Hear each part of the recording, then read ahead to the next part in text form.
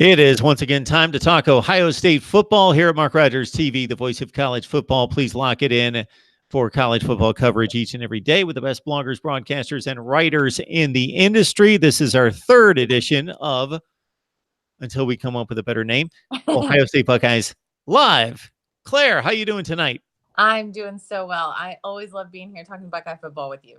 Buckeye Claire right there. We also have Kevin Noon joining us from Buckeye Grove. Kevin, how you doing tonight? Doing great. Thanks for having me on the show. Absolutely. Kevin provided some insight into the Ohio State quarterback situation and some recent recruiting news, and we will have him back tomorrow as well. Kevin, before we take off on a few topics, so what do you have in store for us in regards to at your platform? What are you working on these days? Well, I mean, we're catching up to some big recruiting times right now. So we're getting ready for a couple of big official visit weeks. And in addition, we are working on some opponent previews, starting to look at the 2019 schedule and breaking down what's going to happen there. So we'll have that rolling out here in the next week or so.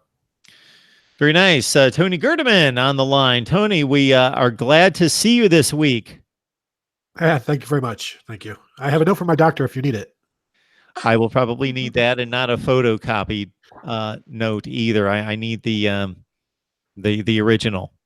I'll get it to you. Don't you worry. Tony, you can join him on the Ozone, doing outstanding work right there. All right. Let's start out with this one. We had left it last week, I believe, with exhilarating wins. So, Kevin, you're a little bit late to the party, so let me serve this up. This is one of my favorite off-season topics and questions would be to discuss that particular program's biggest wins, most exhilarating. You don't even have to go to the championship degree, whatever rings true to you during your frame of reference. And then those most excruciating, heartbreaking, crushing losses that still sting. And that's where we've arrived tonight. And Kevin, we will start with you in regards to give us your frame of reference, your time reference on Ohio State football, and what losses still sting. Well, I really started covering or following Ohio State when I enrolled in 1989. Being a West Coaster, I actually grew up as a USC fan, so forgive me for that. But probably one of the worst losses that I can remember, and it wasn't because it was bittersweet, it was just painful, was when they went out to USC and got shellacked 35-3 or something like that. Stanley Havili is still scoring touchdowns against them in that game. I mean, that is probably one of the most thorough thrashings that I have seen of this team. I mean, in a lot of ways, it felt worse than the college football playoff loss to Clemson in Arizona.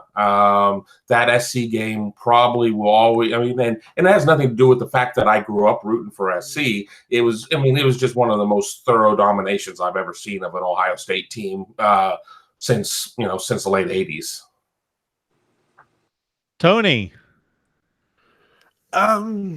Well, the worst one that I was ever in the stands for would go back to the 98 Ohio State-Michigan State game where the Buckeyes had the best team in the nation and were leading by nearly 2 touchdowns late in the third and somehow lost that game and went on to miss out on a national title that may have kept John Cooper around for, until the 2000s, and who knows how that would have changed with Jim Tressel taking over. That one will always be there for me. That was my senior year as a student at Ohio State.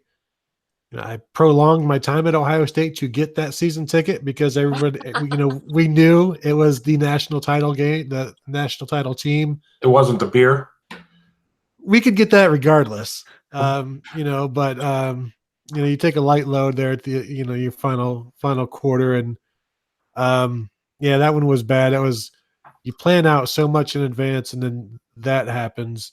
In terms of like covering the game, Kevin mentioned that the 31-0 loss to Clemson, going into the locker room after that, trying to talk to players about something that they don't want to talk about. And you almost feel like, not almost feel like you are intruding on their sorrow basically, and you're like, how does this feel? And you can tell how it feels, and there's not a lot to talk about. And when that's the last time we get to see players, so much of that is asking about next year because we won't get to see them again until the start of spring. So one thing that they're not necessarily interested in talking about is the future when they just had their butts handed to them. So it's there's differences in how I rate things or how things stick with me. That was a tough one just because it's very uncomfortable for one to go in and talk to these guys who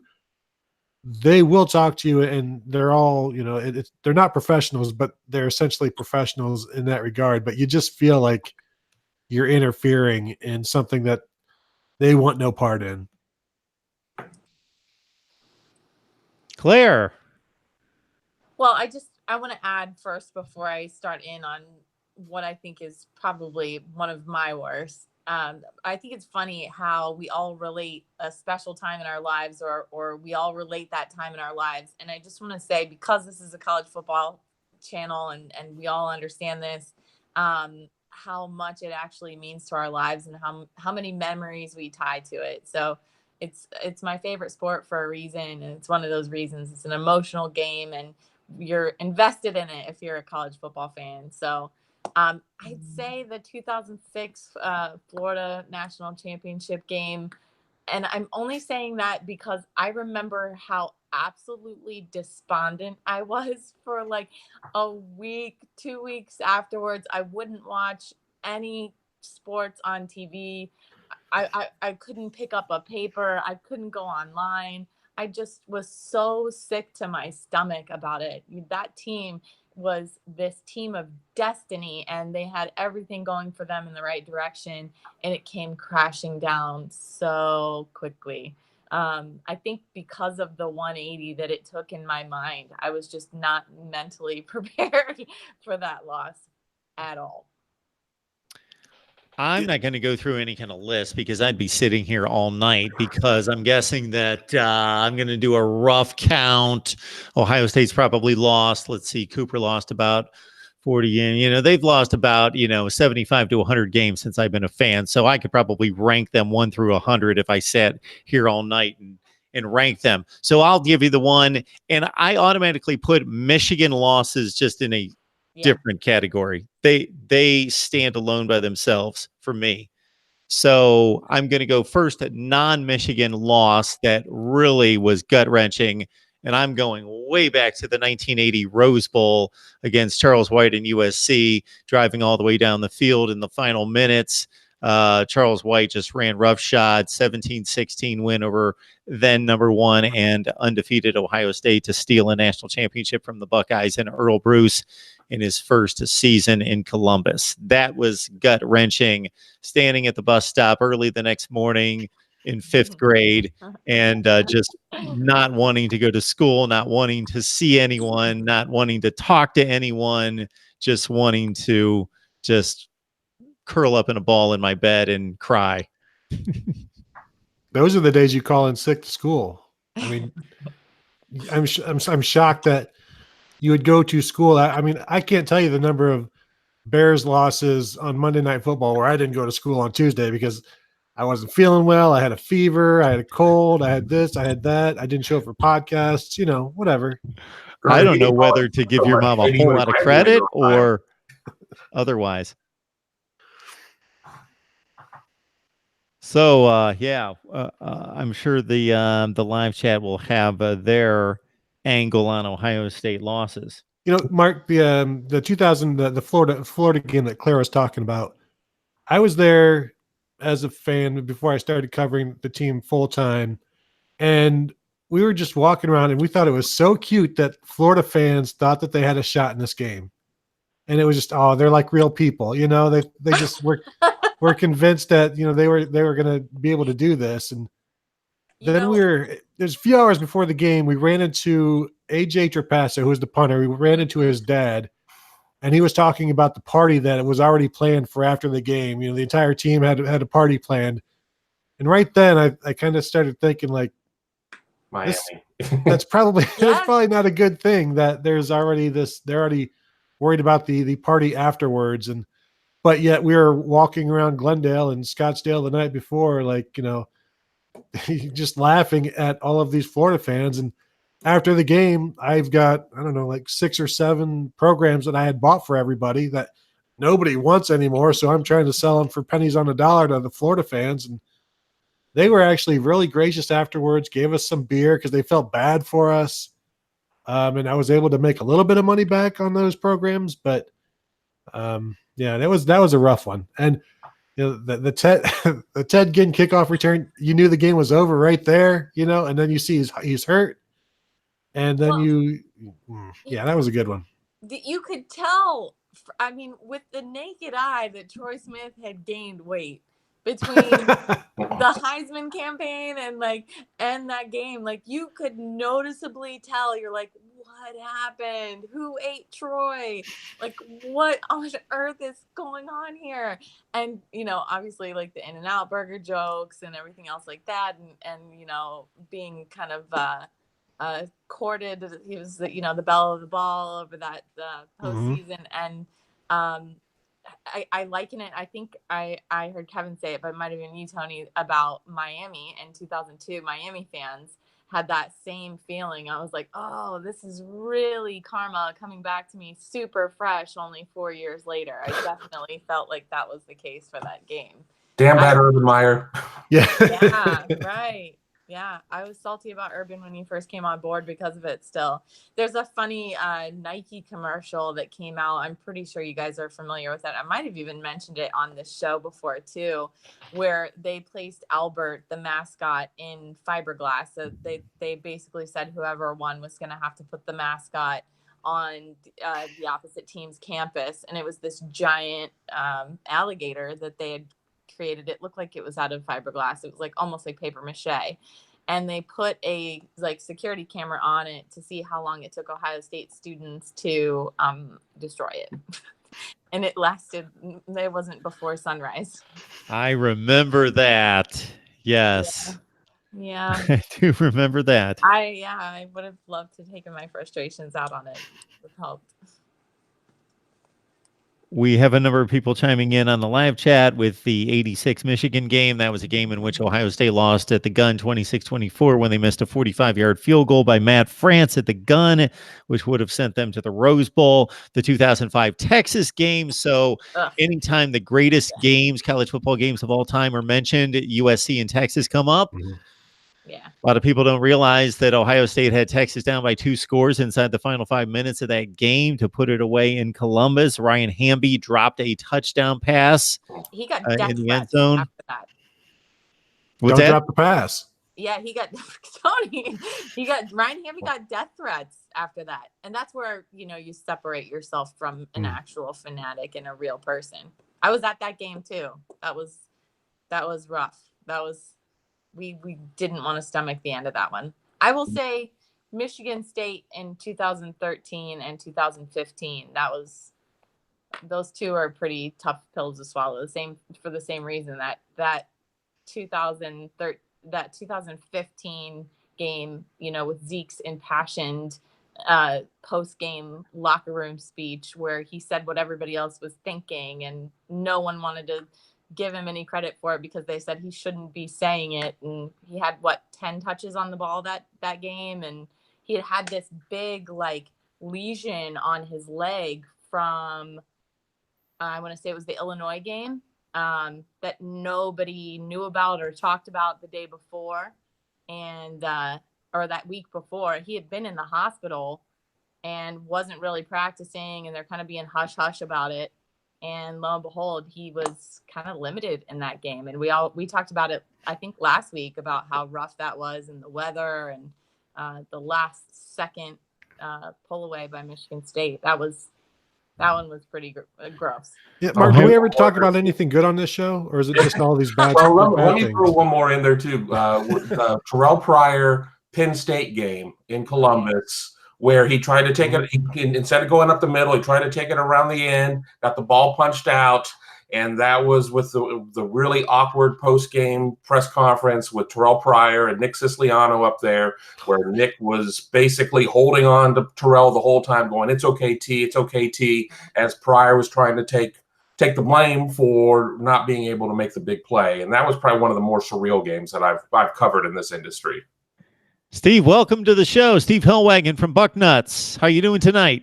I'm doing good. I'm just about 20 minutes behind the rest of the world today for some reason. It's been a really long day, so that explains my my late arrival, but I am here now. So, hey, Steve, anytime we can get you, we are thankful. So between you, Tony, and Claire, certainly make Kevin feel comfortable and welcome, and you guys can take off. I said this last week, and I probably said it the week before. You guys will do much better discussing Ohio State football and leaving me out. I'm just filler in between. Don't sell yourself short. You're a tremendous slouch. Okay, I've been upgraded to a tremendous slouch. Steve, we're talking about those excruciating losses. Boy, that's a topic that we continue to hang on to. Have you and Gardeman been getting together and ganging up on me on this one? Yeah. I don't know. I've kind of bared my entire soul on that in the last few weeks. I think when I did write about it for our site, I think a lot of people were in agreement that 2015 with Michigan State, which when I first logged on and Claire was talking about it here about 3 minutes ago, that may be the toughest one. 1998 for a lot of the old timers against Michigan State. There's a lot of kids, my own kids. We're old timers? Well, people who weren't born, prior to 2000, I guess. But yeah, there's a lot of, my own kids who are sophomores at Ohio State have no idea what life was like before the BCS, or I guess that was the first year of the BCS, but no idea what life was like with Ohio State football back in the dark ages in the 1990s. But yeah, it's crazy just thinking about how great some of these teams were and how painful some of these losses ultimately turned out to be. Steve, look this direction. Old timer. I brought up 1980. Yeah, I hear you, and I lived through those too. I lived through those two, 70s, 80s. There were a lot of great games, a lot of great wins, but also quite a few that went the other direction. And that's part of following college football. I mean, we've seen it in recent years. Only one, maybe if you're lucky, one team will make it to the end of the season undefeated and be the undisputed national champion. But typically, Central Florida. Central Florida. Typically, everybody won the season with the loss, and it's very rare for a team or teams to go undefeated like Clemson was able to do this past year. So it's going to be a lot of fun this year to see if it comes up like that again.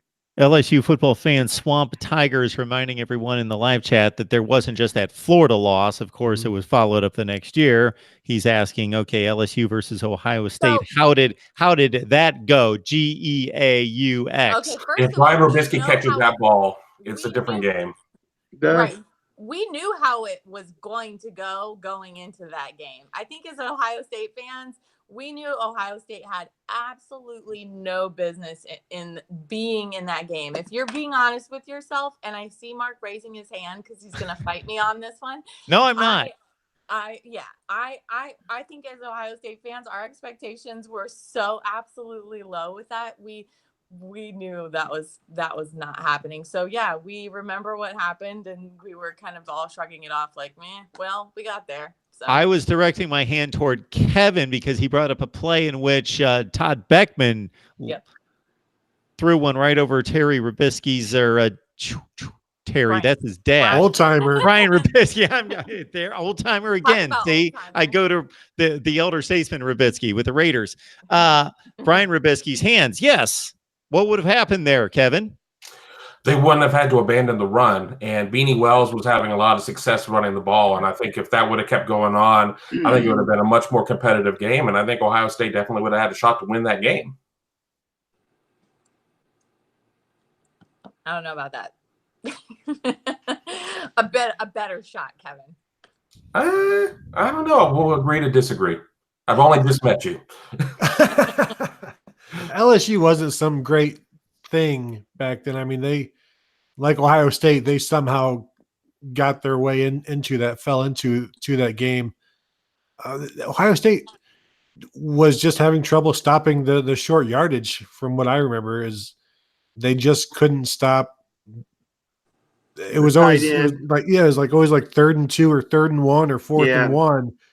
And Ohio State they had a really good defense that year against the Big Ten, and they just didn't quite have the muscle up front to stop the LSU meandering offense. My recollection, easy for me to say, was 5 sacks, 5 personal foul penalties, and 3 turnovers. And that was pretty much the game. They really just kind of those were the numbers that just stuck in my head forever. 5, 5, and 3, that you're not going to beat anybody with that accumulation of terrible, terrible penalties. They had a personal foul. I think they were getting the ball back on a punt or something, and they hit the center. I think it was Austin Fittler or whatever. I learned about a new penalty that night. Yeah, hit the center, and it was a personal foul, and just things like that. And Todd Beckman couldn't get out of harm's way. He got sacked 5 times. I think he lost a fumble and may have thrown 2 picks or something along those lines. And it just wasn't their day. So give LSU credit. I believe our guy Stu Rawa was on the other side that day. I believe sure was. Yeah. Yeah. The Sports Illustrated picture cover that I remember was Todd Beckman just being blown up by 2 LSU defenders, just being annihilated delivering the ball. That pretty much summed it up. Yeah. And if I remember that correctly, Steve, as you mentioned, I think it was 24-10 at halftime, and the Buckeyes got to stop right out of the gate. But yes, personal fouls in which they would have gotten the ball back at midfield, kept the LSU drive going twice, and then the LSU Tigers scored to make it 31-10, and Ohio State, of course, couldn't catch up. Yeah, and that was very uncharacteristic of a Tressel team. Typically, they were fundamentally sound. Typically, they didn't beat themselves. Typically, they were strong in the kicking game.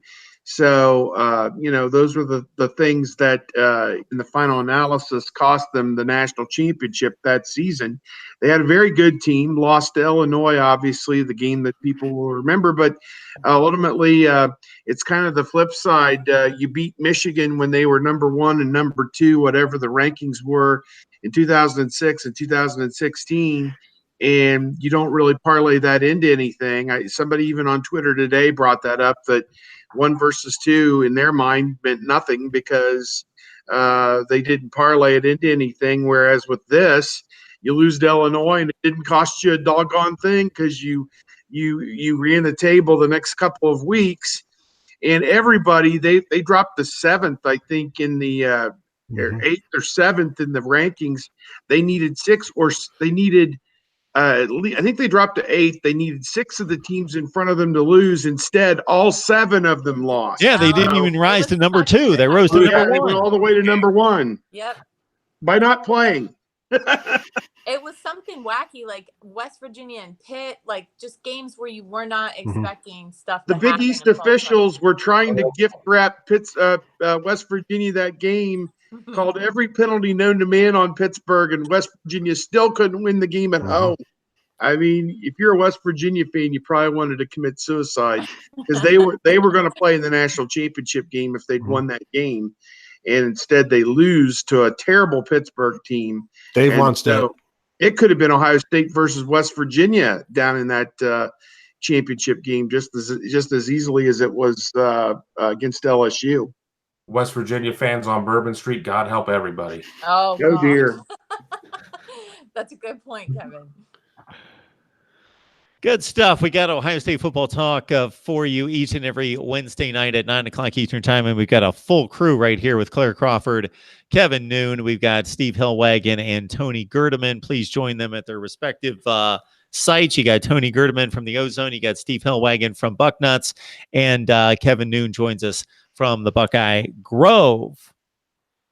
All right. Where do we go from here? Changes. Kevin, I'll let you take in somebody else's answer so you can follow the flow here. Tony, if you could change anything about the Ohio State football program, what would you change? More access for media. No, that's a selfish answer, but I do think it wouldn't be a bad answer to allow more access, to put out more stories that the Ohio State University likes to see, and especially with new coaching staff where they want people to get to know them and see the good that they're doing. That'd be a selfish answer. In terms of, I think they've made a bunch of positive changes on the football field. They needed to fix the defense. Ryan Day has gone out and did that emphatically. When you look at the starting lineup, appears that it might be the exact same at linebacker, but the coaches have changed, so that tells you where Ryan Day believes the problems are. So when you look at changes that Ohio State should make, I think it starts with the defense, and they made all of the changes they need, and they kept the right guy with Larry Johnson. What do you think, Kevin? Well, I'm going to give a selfish, unselfish answer, kind of following up on Gerd. Selfishly, I like noon games because I get done with my day and I can watch the night games. But I guess if I could change things, I'd have fewer noon games. And I know that's not necessarily going to be the case with Fox and BTN trying to use that noon block as, their big block, so they're not going up against the CBS, ABC, ESPN conglomerates. But I just don't think that there's enough juice in the stadium for noon games, and Lord knows we're not going to be able to find a way to change that. So I just don't know if 12 p.m. games are the greatest thing in the world. What do you say, Steve? If there's something you could change about Ohio State football, I'll even let you play time travel and go back in time if you'd like. Well, I'm going to agree part and parcel with what Kevin was saying, and to be honest, we're at a point now where they're trying to squeeze every last ratings point out of each of these 3 TV windows each week.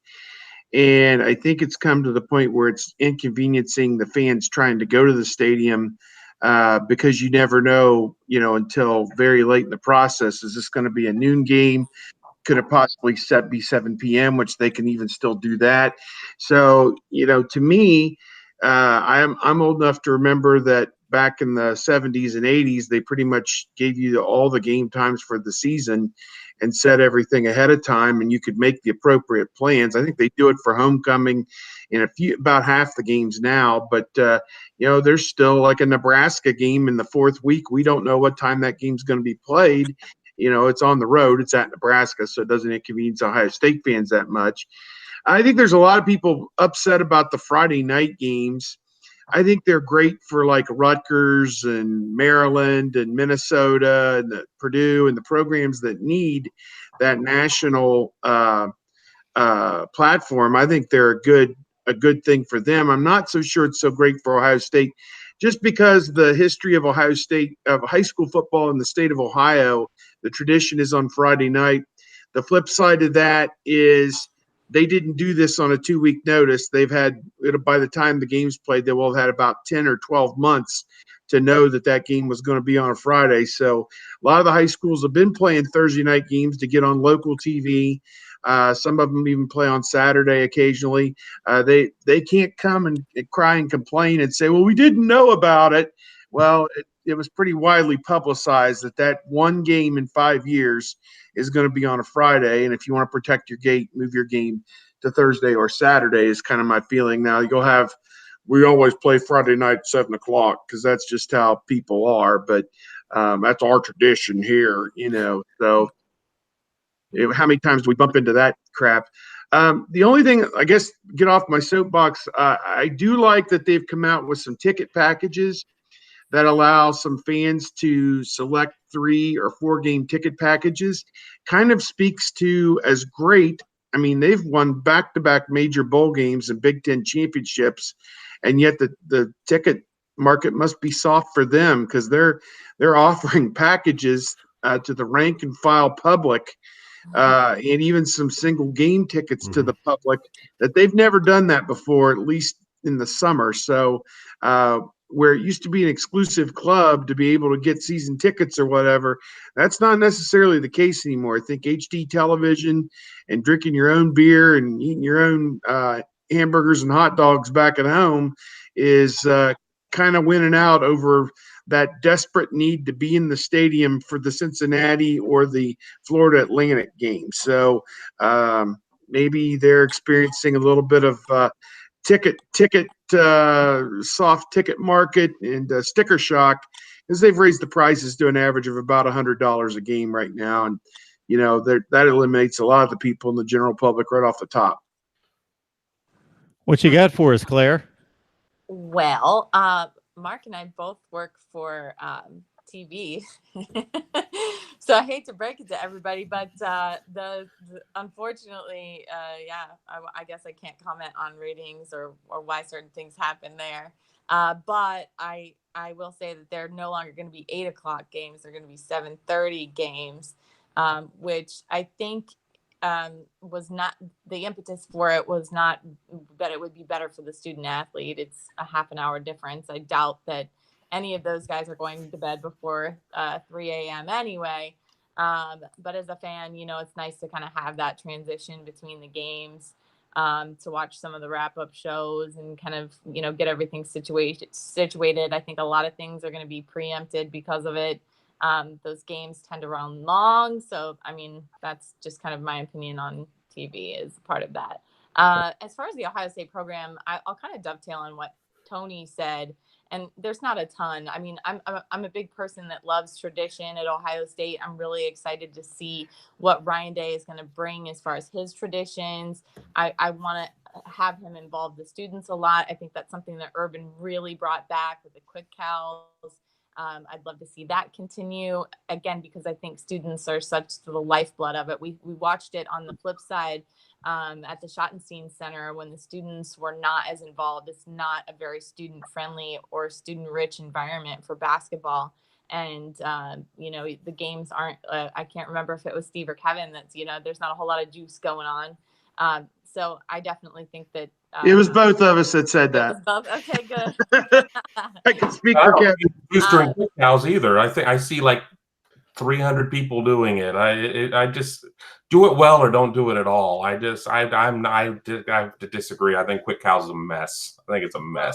Whatever they want to do to pump the students up and get them going and involve the student athletes along with it, I'm all for it. I think obviously seeing Carmen, Ohio afterwards, I just like the traditions at Ohio State, the little things. One of my favorite traditions, new traditions at Ohio, or not at Ohio State, but in college football is what Iowa does with the Children's Hospital. I think that's just one of the most beautiful things as a part of sports that can be done. But going back to Ohio State football, and what I think one thing I would actually change is, you know, I think the departure of Kerry Combs was a much bigger hit than anyone ever really wants to admit. And it has not returned to its glory since then. So I would love to see the entirety of the Silver Bullets come back to their glory. Very interesting. It's quite a panel we got here with Steve Hellwagon, Tony Gerdeman, Kevin Noon, and of course, Buckeye Claire Crawford, talking Ohio State football. We're here each and every Wednesday night at 9 o'clock Eastern time. So we deliver the content. We deliver the discussion. We appreciate your part of the conversation in the live chat. And also you can do your part by liking the videos, commenting, subscribing, and of course, sharing the videos as well and letting everyone know that we are here each and every Wednesday night at 9 o'clock. So I'm going to go one more round with this. Kevin, you're up first. What would you change about Big Ten football? I think that I would probably go away from 9 conference games until every other conference, at least in the Power 5, gets to that level. Why should you punish yourself with 9 conference games and go over and above what the SEC and the ACC are doing, who seem to be the power brokers right now in terms of winning the championships? I understand the reasoning of you have a conference and you want to play your conference foes more, but you have the Big Ten not playing FCS teams. You have them playing 9 league games. I think they're handicapping themselves right out of the gate with their scheduling practices. I think they need to take a long, hard look at it and make some decisions. I think that once the grant of rights comes up here in 2023 or whatever it is, we're going to see a major change with how Division I football is going to be set up. That's maybe for another time, another place. But, you know, in the immediate, with a new commissioner coming in, I really think they need to look at their scheduling practices. Jamie Strawn on the live chat says, kick Rutgers out. How's everybody else going to get at least a W on their schedule if they kick Rutgers out? Yeah, that's you've got the New York footprint now, and the ratings, that helps the ratings, right? Right. Of course it does. There are so many Rutgers fans there in New York City. They just can't get enough of Rutgers football. Tony, what do you think? I'm with Kevin. That the 8-game, go back to an 8-game schedule is really the biggest change. I think the easiest change that could be made, because there's no reason to make it harder on yourself than you need to, because you don't get rewarded for it. To maybe go along those lines, the conference could do more to help the teams with their scheduling. You look at what the SEC does. The SEC does it, the week before rivalry week, where they just clear the decks, clear the schedule, let them do whatever they want. Whereas you've got Ohio State, who is usually playing Michigan State or Penn State the week before Michigan. Like, I think 5 of the last 10 years or 6 of the last 10 years, it's been one of those two teams, and half the time it's on the road. So the Big Ten doesn't really do as much as they could to help Ohio State, to help Michigan, to help the teams that could get to the playoffs. They don't really do much to help them get there. Whereas the SEC does seemingly whatever they can. I looked up some stats a couple of weeks ago, and I think like the last time Alabama played a conference opponent the week before Auburn was maybe 2007, 2008, maybe even before Nick Saban got there, or the year he got there, 2007 or so. So there's not a lot that I think the Big Ten is doing really well. They cash big fat checks, but the scheduling and doing more to help the teams that are the cause of those big checks, helping them get to the playoffs in terms of just not making it more difficult than it needs to be. I was ranting and raving the other night, as I do at times, about scheduling, about SEC teams not traveling. I looked it up. The last time Florida, the University of Florida's football team, played outside the state in a non-conference game was, take a guess at the year. It was 1980 Memphis? 1991, they went to Syracuse and they lost. And so that scared them from ever going on the road again outside the state of Florida, except to, of course, play Florida State in the state of Florida. Wow. Steve, what do you think? How are you going to fix the Big Ten? And before I get to you, Steve, of course, Tony, that game that would have been eliminated, Kevin and Tony, for Ohio State the last 2 years would have been the Purdue game and the Iowa game. Those in reducing to the 8-game schedule, of course, those were the specific games that would have been taken off the schedule. Well, it would have been a Western Division game, but we don't know in particular which one it was going to be. I mean, that's what people have argued that with me, and I'm like, it could have been the other one. You don't know. I know. At any rate, I'm going to go point counterpoint. There's already enough filler on the schedules when you're talking about playing Florida Atlantic and Miami. You don't need to do away with, a Big Ten opponent to add another Florida Atlantic or Miami or Tulane or some other non-entity that no one wants to go to. So the Rutgers game last year, as an example, was like the second game of the season. They played Oregon State, and then it was Rutgers. Yeah, it was Rutgers, but it was a Big Ten game, so I know quasi Big Ten, not a great opponent, but I don't know. It's a hard sell getting people to be excited. I think when you have a $200 million budget or whatever Ohio State has, and some small bit of it comes from the Big Ten Network having that television package. The ninth game creates a little bit of an inventory for the Big Ten Network and the television partners to have maybe something that's a little bit more watchable than Ohio State versus Tulane. It certainly has more meaning than playing Tulane because it's a Big Ten game. It's not a losable Big Ten game, but it's a Big Ten game nonetheless.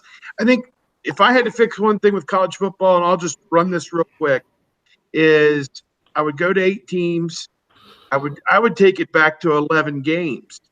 I would keep the conference championship games the week before Thanksgiving, and then go right in Thanksgiving weekend, or I guess the weekend after. I'm getting my weekends confused with the round of 8 at the top 4 seeds, and then you set your bowl lineup accordingly after that, just as we are doing now with your Final Four.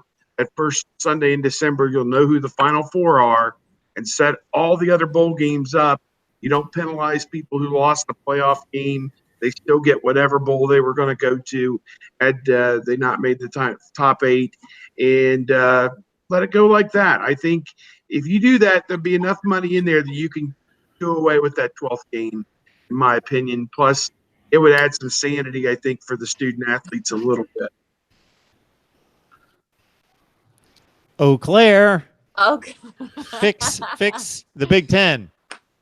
This is my big idea for the Big Ten. And it's not quite as much X's and O's in really true to my form.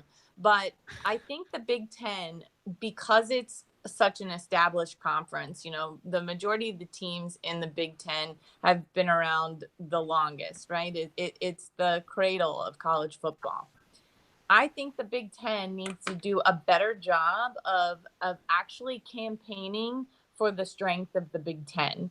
You know, we talked about this a couple weeks ago, and how in the SEC, when the teams cannibalize each other, it's because it's the strength of the SEC, it's the size of the SEC, it's the speed of the SEC. I got to tell you, these kids are coming from all over the country to play at these different schools. Just because he came to Penn State doesn't mean he's all of a sudden going to take 5 seconds off his 40 time, or vice versa. So the Big Ten, and why I say this, and it's not just a PR move, it's because they've taken strength of schedule out of this whole formula, right? So you have to campaign for your wins, that they are better quality wins in the eyes of the voters. And Urban used to do it. Urban used to say, oh, this team was we beat a good team today, or we're facing a good team. And part of that is just psychology to make sure that his guys aren't, you know, not flat when they come out against a Tulane. But part of it is to make sure that he's campaigning for the Big Ten and making these wins look like better quality wins than they are. And you're going to outsmart some of those voters, and you're not going to outsmart some of those voters. But truly, this is it's a hat on a hat. These are the same kids that are getting recruited all over the nation. And no matter what you think about certain teams within the conference and how top heavy it is or how top heavy it isn't, you've got to campaign for your conference. I've got an angel and I've got a devil on my shoulder right now. Should I argue with Claire? Absolutely. Yes. Should I beat her down a little bit, or should I support her? No. Okay, I'm going to be supportive here, Claire. It brings to mind the story that Urban Meyer gathered his team at lunch of the day of the Alabama game, and I'm guessing between these 4 minds in front of me right now, you'll recollect this story better than I do. But basically, he saw that Wisconsin, the team that they just rampaged 59-0, was beating Auburn in the Outback Bowl, with Melvin Gordon running all over the Auburn defense, an Auburn team that took Alabama within 1 score. And then he saw Michigan State against a Baylor team that was supposed to be just so good and so fast, and too fast for a Big Ten team, came back and beat them 42-41, that he was basically shaking up his team saying, we can play with Alabama. Agreed. That was kind of a water splash to the face moment that the glass ceiling had been kind of shattered, in my opinion, and was a psychological boost, I think, for the Big Ten as a whole. Not that they've taken full advantage of it, but yeah, that's kind of my feeling on it. And so the fix to the scheduling, of course, is to put the scheduling, take it out of the hands of the individual programs and give it to the Voice of College Football Playoff and Scheduling Committee. And what we do with it, Kevin, I'm getting rolls of eyes and so forth because they probably heard this like 18 times. But Kevin, what we do with the schedule is that we give it to a committee that just doesn't do haphazardly whatever they want. They got to stay within a metric and guidelines. And the number one guideline is that, let's say we do have 9 conference games for every conference in the country. Therefore, you schedule 3 other games. I allow all the schools to go schedule your lower division group of 5 or your FCS school. I am scheduling 2 games for you. So you have no control over your schedule, and you are scheduling 2 Power 5 teams that you're playing. And the one criteria number 1, is that the composite record of those 2 teams the previous season in conference is 500. So everyone is playing a 500 composite Power 5 schedule, non-conference that season. 12 people in Grapevine can't even get the playoff right. You think that this is my committee working on this, Kevin. We'll get it straight. Ohio State plays at Hawaii every year. Hey, I like it. I would like to get rid of neutral site games. Just keep everything on campus. I'm tired of the way the SEC does that. Yeah, I did like going to Jerry World. I always do, but I would rather have those 2 games on campus against the TCU Ohio State. You know, obviously that was just a 1-game series after that they had to back out. But I'm done with the neutral site stuff. To me, it's a coward's way out. What was that neutral site game? It was against Miami and New Jersey. It would have been 90. The kickoff classic. Oh, 1999. Yeah. Mhm. That was just That was great, wasn't it? There was the kickoff classic against Alabama in 1986. That didn't go well either. Nope.